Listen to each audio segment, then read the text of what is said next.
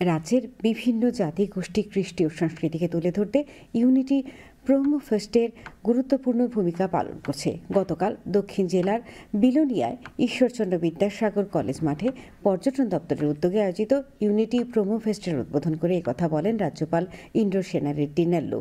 পর্যটন মন্ত্রী সুশান্ত চৌধুরী তার ভাষণে বলেন, রাজ্যের পর্যটনকে কিভাবে বিশ্বের দরবারে পৌঁছানো যায় সেই লক্ষ্যে কাজ করছে রাজ্য সরকার।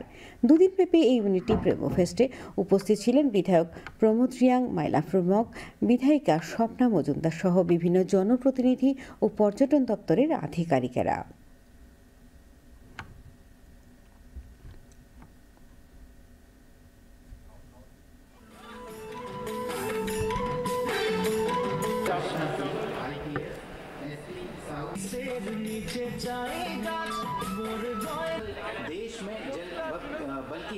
Let the Unity Promo Fest becomes a symbol of our shared dreams and a beacon that attracts the world to the unparalleled cultural wealth and natural beauty of our state, particularly this vibrant region of South Tripura.